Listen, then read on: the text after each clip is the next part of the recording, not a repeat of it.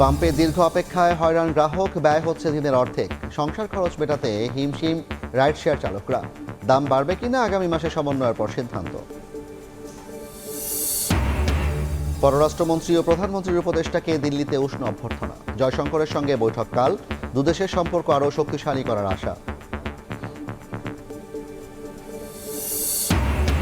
বিচার বিভাগ সচিবালয় বাতিলে সংসদে বিল উত্থাপনের মধ্যেই হাইকোর্টের রায়। 3 মাসের মধ্যে প্রতিষ্ঠার নির্দেশ। ফেসবুকে পোস্ট দেয় 28 বিচারককে শোকজ মন্ত্রণালয়ের। যুক্তরাষ্ট্রের নিউ ইয়র্কে সড়ক দুর্ঘটনায় 3 বাংলাদেশি সহ 4 জন নিহত। আশঙ্কাজনক অবস্থায় হাসপাতালে ভর্তি শিশুসহ আরও 2 জন। হতাহতদের বাড়ি কুমিল্লায়। এবং ইরানে রেল নেটওয়ার্ক ও সেতুতে নির্বিচারে হামলা শুরু। রাতেই পারস্য সভ্যতা ধ্বংসের হুমকি ট্রাম্পের। রক্ষা পাবে না প্রতিবেশী দেশগুলো, হুঁশিয়ারি IRGC।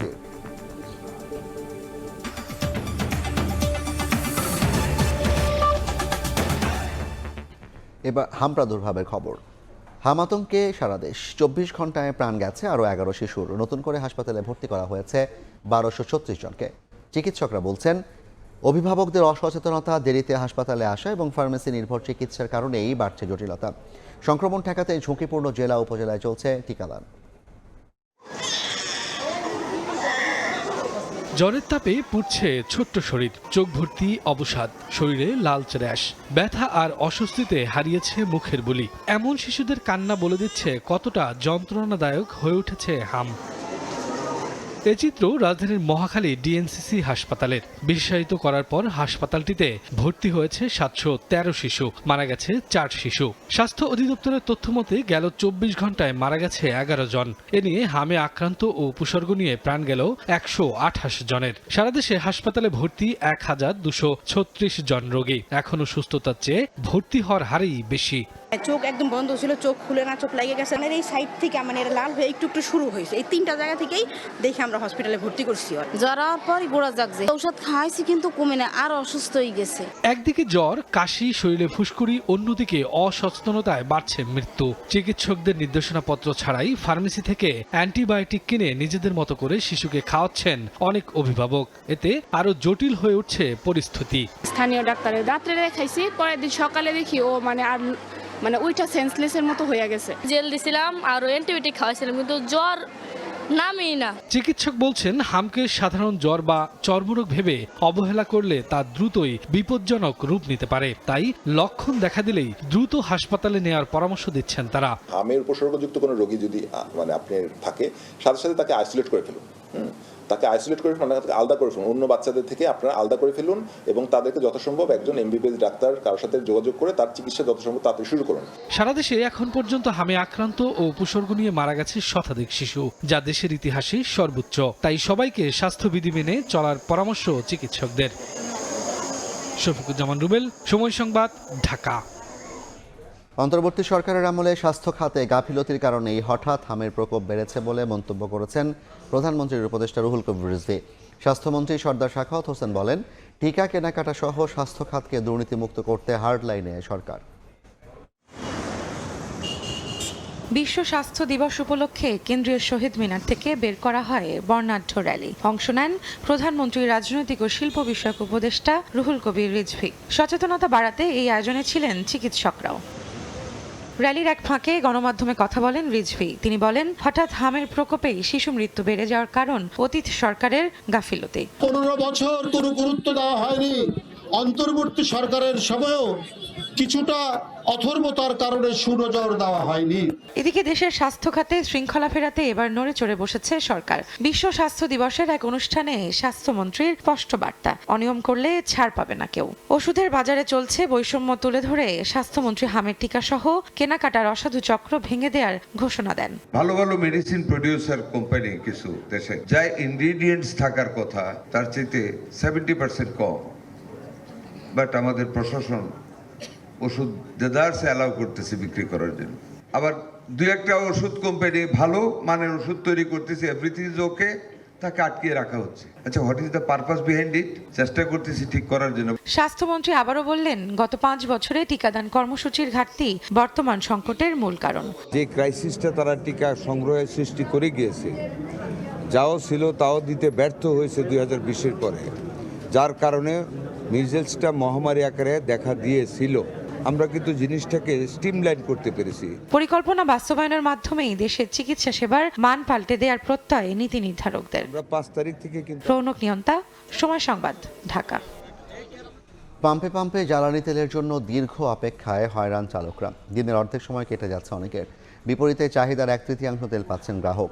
সংসার খরচ মেটাতে চরম ভোগান্তিতে রাইড শেয়ারিং চালকরা। দ্রুত জ্বালানি তেল বিক্রির স্বাভাবিক অবস্থা ফিরিয়ে আনার দাবি তাদের। এমন বাস্তবতার মধ্যেই ঘটছে অবৈধভাবে মজুতের ঘটনাও। জ্বালানি তেলের জন্য তীব্র গরম উপেক্ষা করে রাজধানীর ফিলিং স্টেশনে চালকদের দীর্ঘ অপেক্ষা। এদের কেউ সংসার চালান রাইড শেয়ার করে, কেউ বা অন্যের গাড়ি চালিয়ে মেটান পরিবারের খরচ। তবে মানুষগুলোর দিন শুরুর আগেই কয়েক ঘন্টা ব্যয় হচ্ছে পাম্পে পাম্পে। মোটরসাইকেল আগে আসছি, খুব টেনশনে আছে, তেল পাবো কি পাবো না, খুব সিরিয়াস অবস্থা। কালকের আগের দিন আমি 12 ঘন্টা ছিলাম তেলের সিরিয়ালে, মাত্র তেল পাইছি 1000 টাকা। 3-24 ঘন্টা, তার 4 ভাগের 1 ভাগই এখানে বলা চলে ব্যয় হয়ে যাচ্ছে। চরম ভোগান্তির মধ্যে গ্রাহকদের আক্ষেপ অভিযোগ, পাম্প থেকে বারবার তেল নিয়ে বাইরে বেশি দামে বিক্রি করছে একটি চক্র। 6 ঘন্টা 7 ঘন্টা 8 ঘন্টা তেল দাঁড়ে নিয়ে একটা মানুষের সংসার চলবে? আমাদের যেভাবে ভোগান্তি হইতেছে, ওরা সত্যি কথা বলুক যে ওদের রিজার্ভের তেল না। কেউ তেলে নিয়ে বিক্রি করতেছে বাইরে আউট তেল, কিন্তু আসলে এটা যদি বন্ধ করে সরকার, যে তাদের যদি জরিমানা এবং শাস্তিমূলক হয়, তাহলে এই সিরিয়ালটা লাগবে না। গাড়ি তো আর বেড়ে যায় না হঠাৎ করে, তার মানে হচ্ছে আমরা বুঝেই নিব এই তেল নিয়ে কোথাও না কোথাও স্টক হচ্ছে। ঢাকার বাইরের ফিলিং স্টেশনেও যানবাহনের দীর্ঘ লাইন। চালকদের অভিযোগ 7 থেকে 8 ঘন্টা অপেক্ষা করেও মিলছে না চাহিদা অনুযায়ী তেল। আমরা তেল পাচ্ছি না, অনেক কষ্ট করতে হচ্ছে। রাত্রে 2টা থেকে এই জায়গায় বসে আছি তেলের জন্য। সরকার থেকে একটা ব্যবস্থা করে দিলে আমরা যদি সবসময় তেলটা পাইতাম তাহলে উপকার হইতো আমাদের অন্যান্য কাজ আছে আরো। এদিকে অবৈধভাবে তেল মজুতকারীদের বিরুদ্ধে কঠোর অবস্থানে প্রশাসন। মজুত করা তেল বেশি দামে বিক্রির চেষ্টাকালে কারাদণ্ড, অর্থদণ্ড দিচ্ছেন ভ্রাম্যমাণ আদালত। তেলের পাচার ঠেকাতে অভিযান পরিচালনা করছে পুলিশ সহ অন্যান্য আইন শৃঙ্খলা বাহিনী। সাইফুল ইসলাম, সময় সংবাদ। দেশে জ্বালানি তেলের পর্যাপ্ত মজুত আছে, আপাতত বাড়ছে না দাম। তবে দাম বাড়ানো হবে কিনা আগামী মাসে সমন্বয়ের পর মন্ত্রিসভায় আলোচনার ভিত্তিতে হবে সিদ্ধান্ত। সকালে সংসদ অধিবেশনে এক প্রশ্নের জবাবে একথা জানান বিদ্যুৎ ও জ্বালানি মন্ত্রী ইকবাল হাসান মাহমুদ। জ্বালানি তেলের মজুত পরিস্থিতি তুলে ধরে তিনি জানান, বৈশ্বিক অস্থিরতার মধ্যেও দেশে সব ধরনের জ্বালানি তেলের সরবরাহ স্বাভাবিক রেখেছে সরকার। চলতি মাসেই দেশে আসবে প্রায় 1,67,000 টন ডিজেল, 71,443 টন অকটেন এবং 36,000 টন পেট্রোল। এছাড়া অবৈধ মজুদ বন্ধে ভ্রাম্যমাণ আদালতের কার্যক্রম অব্যাহত থাকবে বলেও জানান জ্বালানি মন্ত্রী। রেটের অস্বাভাবিক অস্থিরতা দেখা দিয়েছে। আন্তর্জাতিক নৌপথে জাহাজ চলাচলের নিরাপত্তা, বৈশ্বিক জ্বালানি সরবরাহে অস্থিরতা পরিস্থিতির সৃষ্টি হয়েছে। এত সত্ত্বেও সরকার সম্ভাব্য সকল উৎস অন্বেষণ করে দেশে সব ধরনের তেলের স্বাভাবিক সরবরাহ অব্যাহত রেখেছে। শুধু তাই নয়, বর্তমানে আমাদের জ্বালানি তেলের পর্যাপ্ত মজুদ রয়েছে। গত মাসের সমন্বয় করে আমরা দাম বাড়াই নাই। আগামী মাসে আমরা দামের উপরে কাজ করছি। কাজ করে যদি সমন্বয় করে দেখা যায় যে দাম বৃদ্ধি করা এখনই প্রয়োজন, তাহলে আমরা ইনশাল্লাহ আমরা আলোচনা করে ক্যাবিনেটে নিয়ে তারপরে মূল্য বৃদ্ধি করার চিন্তা করব। অন্তর্বর্তী সরকারের আমলে দুর্নীতি হয়েছে কিনা তা খতিয়ে দেখবে বর্তমান সরকার। একই সঙ্গে এই সরকারের সময়ে দুর্নীতিকে প্রশ্রয় দেওয়া হবে না বলেও জানিয়েছেন প্রধানমন্ত্রীর তথ্য ও সম্প্রচার উপদেষ্টা ডক্টর জাহিদুর রহমান। বৈশ্বিক পরিস্থিতির কারণে জ্বালানি সরবরাহে কিছুটা ঘাটতি রয়েছে জানিয়ে বলেন, আগামী মাসে জ্বালানির মূল্য সমন্বয়ের বিষয়টি নির্ভর করছে পরিস্থিতির ওপর। যে ভর্তুকি তো চলছে, আমি যখন বেশি দামে জ্বালানি। সরকারের বিভিন্ন কার্যক্রম ও সমসাময়িক নানা ইস্যুতে সচিবালয়ে গণমাধ্যম কর্মীদের সঙ্গে কথা বলেন প্রধানমন্ত্রীর তথ্য সম্প্রচার উপদেষ্টা ডাক্তার জাহিদুর রহমান। জনবহুল এলাকা 450। এ সময় তিনি জানান, 1.5 দশকের স্বৈরাচারী সরকারের পর বর্তমান সরকার দায়িত্ব নিয়েই অর্থনীতি, স্বাস্থ্য, জ্বালানির মতো বৈশ্বিক সংকট উত্তরণের চেষ্টা করে যাচ্ছে। দুদক এখনো পুনর্গঠিত হয়নি। অন্তর্বর্তী সরকারের সময়ে দুর্নীতি হয়েছে কিনা তা খতিয়ে দেখার পাশাপাশি বর্তমান সরকারের সময়ে দুর্নীতিকে প্রশ্রয় দেওয়া হবে না বলে জানান ডাক্তার জাহিদুর রহমান। দুদকের মতো প্রতিষ্ঠান তৈরি করার উদ্দেশ্য এবার শুধু আগে কে কি করেছে সেটা না, এই সরকারের মধ্যেও এই দুর্নীতি আছে কিনা, এই দুর্নীতি হ্রাস যেহেতু এই সরকার টানতে চায়, এই সরকারের মধ্যেও এসব হচ্ছে কিনা সেই খোঁজ খবর অবশ্যই রাখা হবে। জ্বালানি খাত নিয়ে বৈশ্বিক চ্যালেঞ্জ প্রসঙ্গে প্রশ্নের জবাবে বলেন, সরবরাহে কিছুটা ঘাটতি রয়েছে, এ সংকট কাটিয়ে উঠতে ব্যবস্থা নিচ্ছে সরকার। বৈশ্বিক পরিস্থিতি এবং অর্থনৈতিক সংকটের কারণে স্বল্পোন্নত দেশের তালিকা থেকে উত্তরণে বাংলাদেশ এখনও প্রস্তুত নয় বলেও জানান তিনি। ফুয়েলের জন্য একটা অ্যাপ তৈরি হচ্ছে, মানে ওই অ্যাপ ছাড়া কেউ ফুয়েল নিতে পারবেন না। যে মানুষ কতটা প্যানিক বাইং করছে বা স্টোর করছেন, নিয়ে আবার রেখে দিচ্ছেন, সেটা আমরা খুব অল্প সময়ের মধ্যে জেনে যাব। আমি মানি যে ঘাটতির সংকট আছে, সাপ্লাইয়ের সংকট আছে, কিন্তু আমরা যখন অ্যাপটা চালু করব তখন আসলে এই জিনিসটা আমরা ডিটেক্ট করতে পারবো। জ্বালানি কিনবো আসলে বৈদেশিক মুদ্রা দিয়ে, সুতরাং আমি যদি জ্বালানির দাম বাড়িয়েও দেই, আমাকে অভ্যন্তরীণভাবে আমার দেশি মুদ্রার ভর্তুকিটা হবে না হয়তো। হামের প্রাদুর্ভাব মোকাবিলায় সরকার ঝুঁকিপূর্ণ 30টি উপজেলায় টিকা কার্যক্রম শুরু করেছে এবং 3 মে থেকে সারা দেশেই টিকা দেয়া হবে বলে জানান প্রধানমন্ত্রীর তথ্য উপদেষ্টা। আমরা আরেকটু খতিয়ে দেখতে চাই। প্রসূন আশিস, সময় সংবাদ, ঢাকা। জাতীয় সংসদ ভবনে সরকারি দলের সংসদীয় সভা অনুষ্ঠিত হয়েছে। বিকেলে এ সভায় সভাপতিত্ব করেন প্রধানমন্ত্রী ও সংসদ নেতা তারেক রহমান। অন্তর্বর্তী সরকারের করা অধ্যাদেশগুলোকে আইনে রূপান্তরে সাংবিধানিক বাধ্যবাধকতা রক্ষায় জাতীয় সংসদ অধিবেশন এখন থেকে দিনে 2 বেলা চালানোর সিদ্ধান্ত নেওয়া হয়েছে।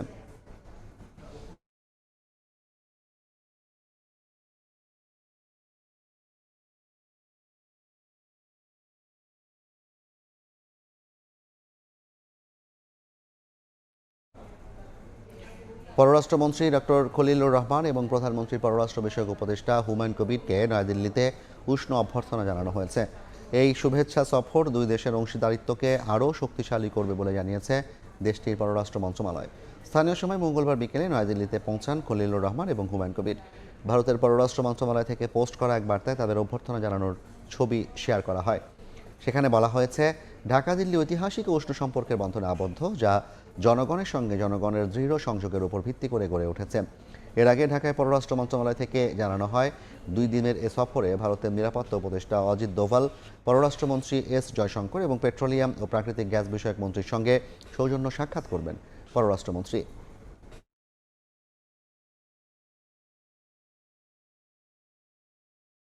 এসব বৈঠকে পারস্পরিক শ্রদ্ধা, আস্থা ও স্বার্থের ভিত্তিতে দ্বিপাক্ষিক সম্পর্কের স্থিতিশীলতা ও ধারাবাহিক উন্নয়নের উপর গুরুত্ব আরোপ করা হবে। বাংলাদেশ ও ভারতের মধ্যকার সহযোগিতার ক্ষেত্রসমূহকে ভবিষ্যতে আরও ফলপ্রসূ ও টেকসই পর্যায়ে উন্নীত করার লক্ষ্যে এ সফর গুরুত্বপূর্ণ ভিত্তি রচনা করবে বলে আশা করা হচ্ছে। বিচার বিভাগে রাজনৈতিক হস্তক্ষেপ মুক্ত রাখা রাষ্ট্রের দায়িত্ব। গণতন্ত্র শক্তিশালী করতে বিচার বিভাগে দ্বৈত শাসন তুলে দিতে হবে। অধস্তন আদালতের নিয়ন্ত্রণ নিয়ে পূর্ণাঙ্গ রায়ে এমন পর্যবেক্ষণ দিয়েছেন হাইকোর্ট। 3 মাসের মধ্যে বিচার বিভাগের জন্য আলাদা সচিবালয় প্রতিষ্ঠার নির্দেশ দেওয়া হয়েছে। পূর্ণাঙ্গ রায়টি এমন এক সময় এলো যখন স্বতন্ত্র সচিবালয় অধ্যাদেশ বিলটি বাতিলে তোলা হয়েছে সংসদে। এদিকে বিচার বিভাগের স্বাধীনতা নিয়ে ফেসবুকে পোস্ট দেয় 28 বিচারককে শোকজ করেছে আইন মন্ত্রণালয়। সুপ্রিম কোর্ট সচিবালয় অধ্যাদেশ 2025 ও সুপ্রিম কোর্ট সচিবালয় অধ্যাদেশ 2026 রহিতকরণ কল্পে আনিত বিল সুপ্রিম কোর্ট সচিবালয় রহিতকরণ বিল 2026 মহান সংসদে উত্থাপন করলাম। সুপ্রিম কোর্টের স্বতন্ত্র সচিবালয় প্রতিষ্ঠার জন্য অন্তর্বর্তীকালীন সরকারের আমলে জারি করা অধ্যাদেশ বাতিল করতে বিল তোলা হয়েছে সংসদে। সোমবার আইনমন্ত্রী আসাদুজ্জামান বিলটি উপস্থাপন করেন। এ নিয়ে বৃহস্পতিবার অথবা শুক্রবার সংসদে আলোচনা হবে।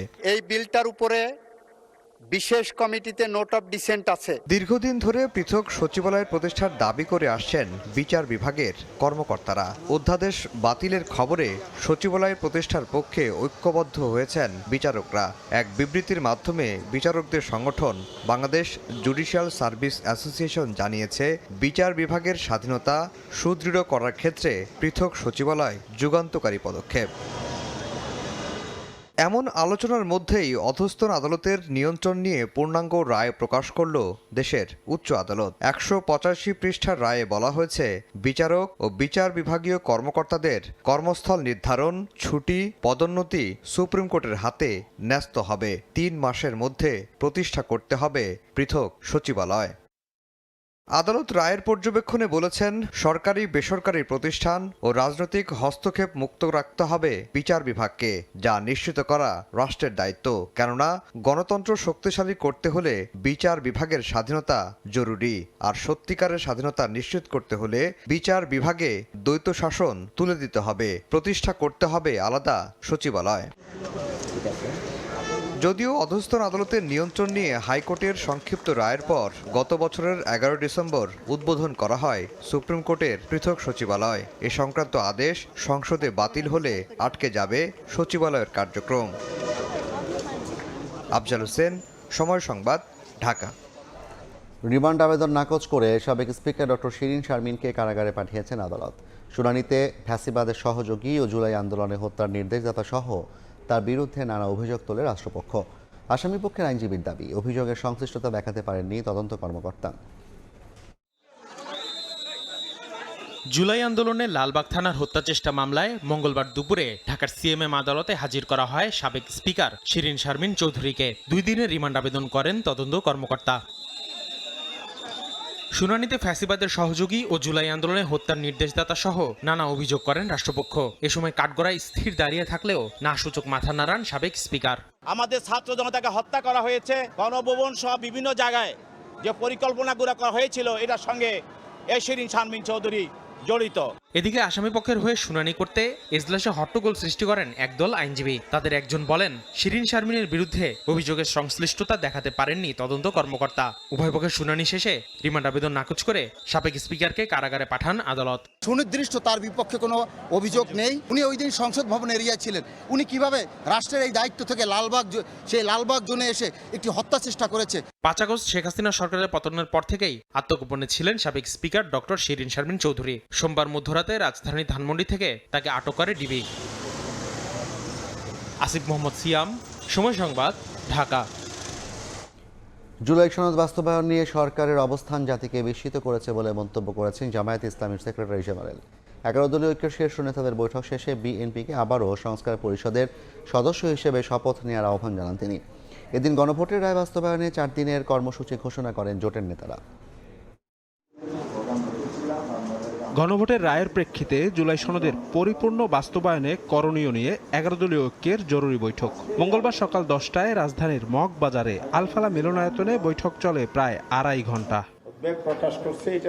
পরে সাংবাদিকদের মুখোমুখি হন 11 দলীয় ঐক্যের শীর্ষ নেতারা। ফ্যাসিবাদের পুনরুত্থান রোধে তুলে ধরেন রাষ্ট্র সংস্কারের প্রয়োজনীয়তা। গণভোটের রায় মেনে নিতে আহ্বান জানান সরকারের প্রতি। বর্তমান সরকারের কার্যক্রম আমাদেরকে আবার শঙ্কিত করে তুলছে যে তারা আবার ভিন্ন রূপে সেই ফ্যাসিবাদকেই বাংলাদেশে ফিরিয়ে আনতে চায়। সেই ক্ষেত্রে আমাদের দৃঢ় প্রত্যয় এবং আমাদের ঘোষণা হলো, ফ্যাসিবাদের এই প্রত্যাবর্তনকে আমরা আবার যে কোনো মূল্যে রুখে দেবো ইনশাআল্লাহ। আগামী দিনে যে আন্দোলন এবং এই আন্দোলনের যে কর্মসূচি আজকের বৈঠকে সিদ্ধান্ত নেওয়া হয়েছে। জুলাই সনদ বাস্তবায়ন নিয়ে বিএনপির অবস্থান জাতিকে অবাক করেছে উল্লেখ করে জামায়াতের সেক্রেটারি মিয়া গোলাম পরওয়ার সরকারকে সংবিধান সংস্কার পরিষদের শপথ নেয়ার আহ্বান জানান। 5 কোটি মানুষ এই গণভোটের ফলাফল অর্থাৎ পুরা জুলাই সনদকে অক্ষরে অক্ষরে আইনে রূপান্তরিত করে সেটা আমাদের সংবিধানের তফসিলে তারা অন্তর্ভুক্ত করতে পারে। সে সময় এখনো আছে, কিন্তু সংখ্যাগরিষ্ঠতার জোরে যে পথে তারা হাঁটছেন, কেন এটা জাতি বুঝতে পেরেছে। যেসব ইস্যুতে তারা নোট অফ ডিসেন্ট দিয়েছেন, সংবিধান এবং রাষ্ট্র সংস্কার ইম্পর্ট্যান্ট ইস্যুতে তারা নেগেটিভ করেছেন। সংবাদ সম্মেলনে জ্বালানি সংকট ও হাম সংক্রমণ ইস্যুতে সরকারের সমালোচনা করেন 11 দলীয় ঐক্যের নেতারা। গণভোটের রায় বাস্তবায়নে নতুনভাবে ঘোষণা করা হয় 4 দিনের আন্দোলন কর্মসূচি। শফিক মুন্সি, সময় সংবাদ, ঢাকা। রাত 11টার সময় আরও থাকছেন। উত্তরার বাসায় ল্যাব বসিয়ে কোকেমের আদলে মাদক তৈরি, ডার্ক ওয়েবে অর্ডার নিয়ে বিদেশীয় পাচার, জড়িত ভ্রমণ ভিসায় আসা 3 চীনা নাগরিক গ্রেফতার। যুক্তরাষ্ট্রের নিউ ইয়র্কে মর্মান্তিক সড়ক দুর্ঘটনায় 3 বাংলাদেশি সহ 4 জন নিহত হয়েছেন। স্থানীয় সময় সোমবার রাতে নিউ ইয়র্কের ব্রক্স থেকে আলবানিতে যাওয়ার পথে দুর্ঘটনা ঘটে। কলম্বিয়া কাউন্টি শেরিফের অফিস জানিয়েছে, ক্লেভরেক এলাকার স্পুক রক রোডে 2টি গাড়ির মুখোমুখি সংঘর্ষ হয়। এতে ঘটনাস্থলে 29 বছর বয়সী নাজমুল রুবেল, তার বাবা হীরামণি ও নাজমুলের এক বন্ধু মারা যান। মারাত্মক আহত অবস্থায় 33 বছর বয়সী রত্না ও তার 1 বছরের শিশু কন্যাকে আলবেনি হাসপাতালে ভর্তি করা হয়েছে। তাদের অবস্থা আশঙ্কাজনক। নিহত ও আহতদের গ্রামের বাড়ি কুমিল্লার মুরাদনগরে। দুর্ঘটনা কবলিত অপর গাড়িতে থাকা 62 বছরের এক নারীও নিহত হয়েছেন।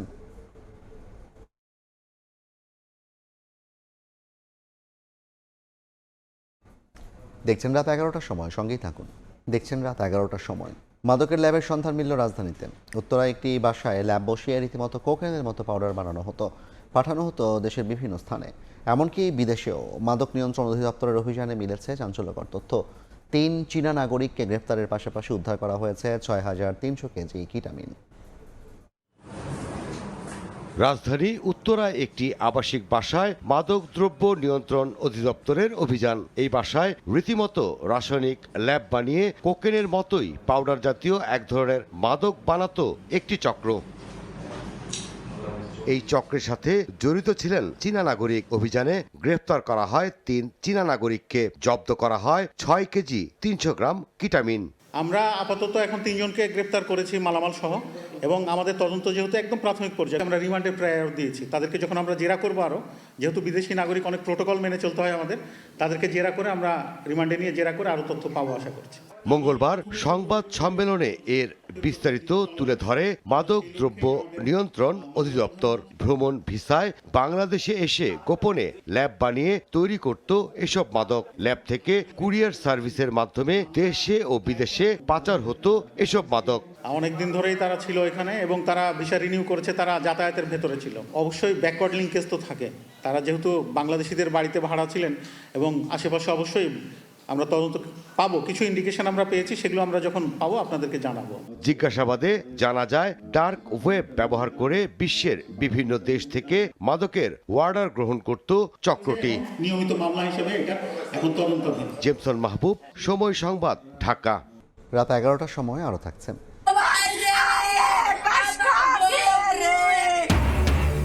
মানব পাচারকারীর ফাঁদে ইতালি যেতে বাড়ি ছাড়েন মাদারীপুরের জহিরুল। লিবিয়ায় দালালের নির্যাতনে মৃত্যু, স্বজনদের মাতম, লাশ দ্রুত ফিরিয়ে আনার দাবি।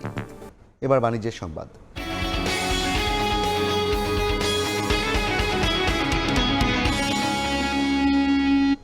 বাংলাদেশে কর ফাঁকির পরিমাণ কল্পনাতীত। তাই কর কমানো নাকি শৃঙ্খলা ফেরানো, কোনটি আগে জরুরি তা নিয়ে সংশয় এনবিআর।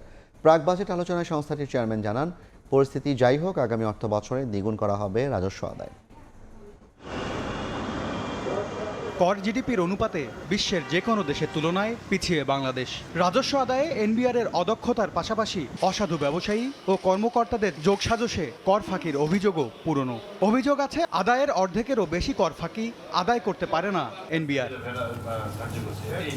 প্রাক বাজেট আলোচনায় সেই কর ফাঁকির ভয়াবহতা তুলে ধরলেন এনবিআর চেয়ারম্যান। জানান, কর ফাঁকি বন্ধে ও আদায়ে স্বচ্ছতা আনতে আধুনিকায়নে জোর দেয়া হলেও কাজ হয়নি খুব একটা। শৃঙ্খলা ফেরাতে না পারলে সৎ ব্যবসায়ীদের কষ্ট লাঘব হবে না। আপনারা যদি এক এক নন কমপ্লায়েন্ট ট্যাক্স পেয়ারের যদি কেস স্টাডিগুলো যদি জনসম্মুখে আনি, আপনারা কল্পনা করতে পারবেন না কি পরিমাণ কর ফাঁকি হয়। আপনারা আগে ডিসিপ্লিন হবেন নাকি আমরা আগে ট্যাক্স কমাবো? এখন আমাদের এই কারণে যেটা হয়, সবচেয়ে কষ্টে পড়ে হল যারা কমপ্লায়েন্ট ট্যাক্স পেয়ার, যে আগে বেশি দিয়েছে, ফার্দার এসব আইন কারণের জন্য তাকে আরো বেশি দিতে হচ্ছে। চলতি বছরের 8 মাসে প্রায় 71,000 কোটি টাকা রাজস্ব আদায় করতে পারেনি এনবিআর। এই অবস্থায় লক্ষ্য পূরণে কর অব্যাহতির সংস্কৃতি থেকে বের হতে চায় সংস্থাটি। গত বছর যা রেভিনিউ আদায় করেছে, আগামী বছর আমাদের মিনিমাম তার 50% বেশি আদায় করতে হবে। আমরা গতবার অ্যারাউন্ড 4 লাখ কোটি আদায় করেছি, আগামী অর্থ বছর আমাদের 6 লাখ কোটি আদায় করতে হবে, যদি দেশকে আমরা ঠিকঠাক মতো যেই পথে চলতে চাই সেটা যদি ঠিক রাখতে চাই। এর আগের সেশনে জানানো হয়, নতুন অর্থ বছরের বাজেটে জ্বালানির ওপর চাপ কমাতে বৈদ্যুতিক যানবাহনে কর কমানোর কথা ভাবছে এনবিআর। কাস্টম যে এক্সামিনেশনগুলো করে। এমএস আরিফিন, সময় সংবাদ, ঢাকা। দেখছেন রাত 11টার সময়, সঙ্গেই থাকুন। দেখছেন রাত 11টার সময়। খাগড়াছড়িতে বৈশাখী বরণে বর্ণিল শোভাযাত্রায় অংশ নেন তরুণ তরুণীরা। সকালে জেলা পরিষদ প্রাঙ্গণে বর্ণিল শোভাযাত্রার উদ্বোধন করেন জেলা পরিষদ চেয়ারম্যান শেফালিকা ত্রিপুরা। শোভাযাত্রায় ফুটে ওঠে নিজস্ব সংস্কৃতি। পরে ঐতিহ্যবাহী পানি খেলায় মেতে ওঠেন মারমা তরুণ তরুণীরা। এদিকে বাংলা নতুন বছর বরণ করে নিতে ঢাকা বিশ্ববিদ্যালয়ের চারুকলায় চলছে বৈশাখী শোভাযাত্রার প্রস্তুতি। এ লক্ষ্যে মোটিভ তৈরিতে রাত দিন ব্যস্ত সময় পার করছেন ছাত্র ও শিক্ষকরা।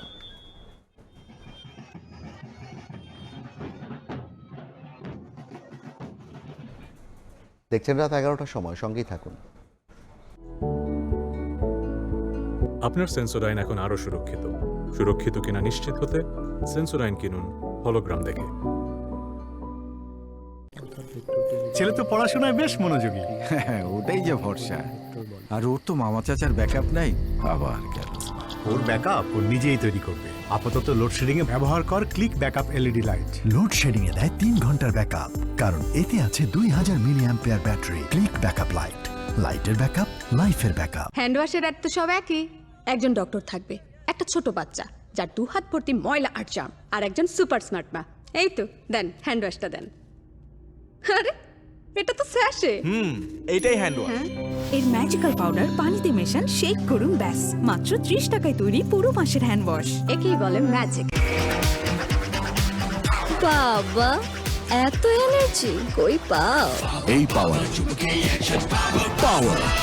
অ্যাকশন। ইয়েস, আজকে আমার দিন। আজকে আমি খাবো অনেক অনেক চিকেন ম্যাগি।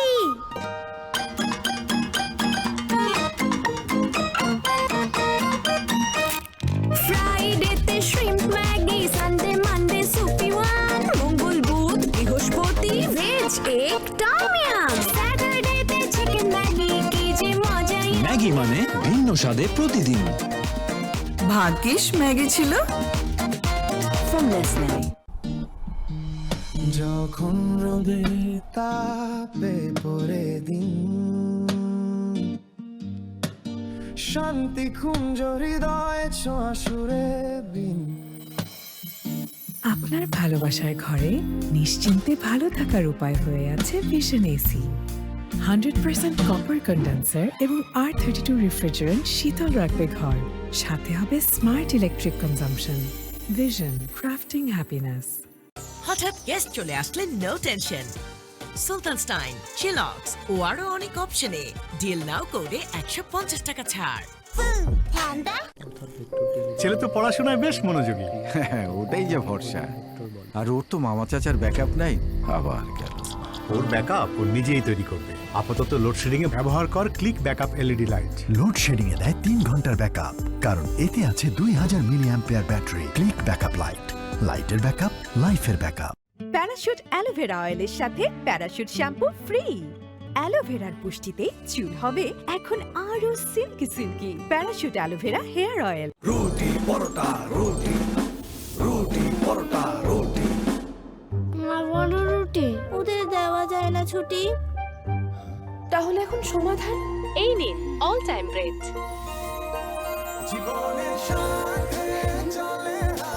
বোরিং ব্রেকফাস্টকে দিন ছুটি। অল টাইম ব্রেড মানে আনলিমিটেড মজার রেসিপি। তাই এখন থেকে হেলদি অল টাইম ব্রেডে প্রতিদিন নাস্তার স্বাদ বদলে দিন। হেলদি নাস্তায় অল টাইম ব্রেড। মামা শ্বশুর আমার একটা, গরমের দিনে আমার শীতের দিনে সবজি।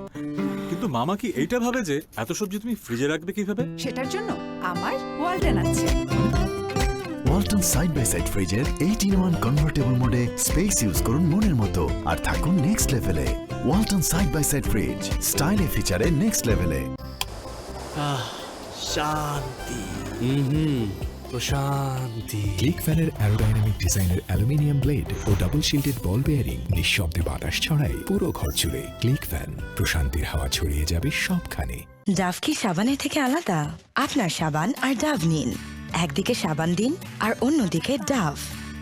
সাবানের দিকটা রুক্ষ লাগে আর ডাভের দিকটা নরম ও কোমল, কারণ ডাভ সাবানের থেকে আলাদা। এর 1/4 ময়েশ্চারাইজিং ক্রিম দেয় নরম, কোমল ও উজ্জ্বল ত্বক। তফাৎটা বুঝতে আজই ডাভ ব্যবহার করুন। এই মাথা ব্যথা, টেনশনে হাকিম তেল আনো, তেল আনো। কেন তেন তেল নয়, রেড কিং টিউব वाला তেল। রেড কিং এর টিউব ও কুলিং ক্রিস্টাল দেয় এক্সট্রা পাওয়ার, মাথা করে ঠান্ডা, বিদায় করে টেনশন, দেয় ঝটপট আরাম। রেড কিং টিউব वाला তেল। বাবা এত এনার্জি কই পাও? এই পাওয়ার চুমুকে অ্যাকশন। ইয়েস, আজকে আমার দিন। আজকে আমি খাবো অনেক অনেক চিকেন ম্যাগি।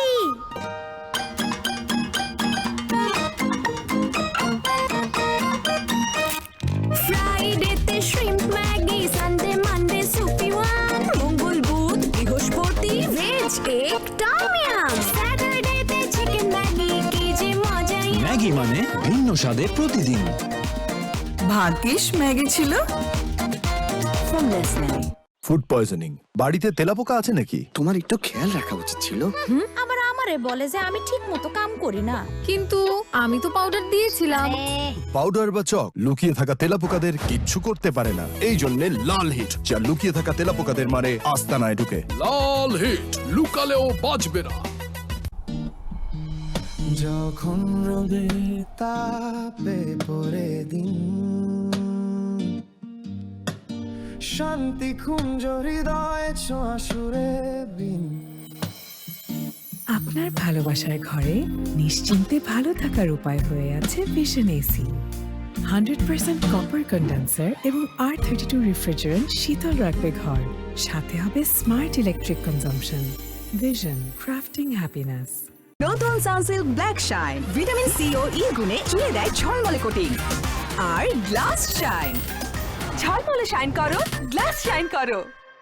গরম হাওয়ার সুরে মন।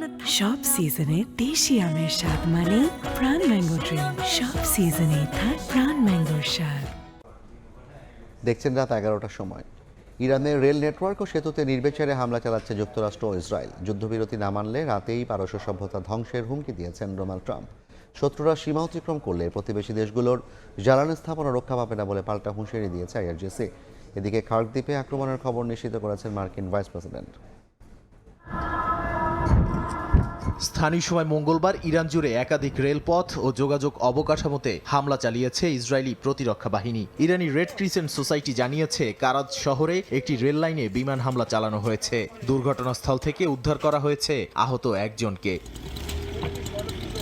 অন্যদিকে রাষ্ট্রীয় সংবাদ সংস্থা IRIB জানিয়েছে পশ্চিমাঞ্চলীয় কোম প্রদেশে সড়ক পথের বেশ কিছু সেতু লক্ষ্য করে প্রজেক্টাইল নিক্ষেপ করা হয়েছে। এছাড়া তাবরিজ তেহরান মহাসড়কের একটি অংশেও হামলা করা হয়েছে। খুজেস্তান প্রদেশের নিরাপত্তা উপপ্রধানের বরাতে তারা জানায় আহওয়াজ শহরের একটি সড়কেও হামলা চালিয়েছে যুক্তরাষ্ট্র ও ইসরায়েল। যুক্তরাষ্ট্র সোমবার রাতে ইরানের খার্ক দ্বীপের সামরিক লক্ষ্যবস্তুগুলোতে হামলা চালিয়েছে বলে নিশ্চিত করেছেন মার্কিন ভাইস প্রেসিডেন্ট জেডি ভ্যান্স। এসবের জবাবে পাল্টা হামলা চালিয়েছে ইরানও। তেল আবিব সহ ইসরায়েলের কিরিয়াত শমনায় লক্ষ্যবস্তুতে আঘাত হানে ইরানি ক্ষেপণাস্ত্র। ইসরায়েলি গণমাধ্যম হারেতস জানিয়েছে নেগেভে থাকা শিল্পাঞ্চলের দিকেও হামলা চালিয়েছে তেহরান। এছাড়া সৌদি আরব, ইরাক, কুয়েত সহ মধ্যপ্রাচ্যে থাকা বিভিন্ন মার্কিন ঘাঁটি লক্ষ্য করে হামলা চালিয়েছে আইআরজিসি। অন্যদিকে উত্তর ইসরায়েল লক্ষ্য করে হামলা চালিয়েছে লেবাননের সশস্ত্র গোষ্ঠী হিজবুল্লাহ।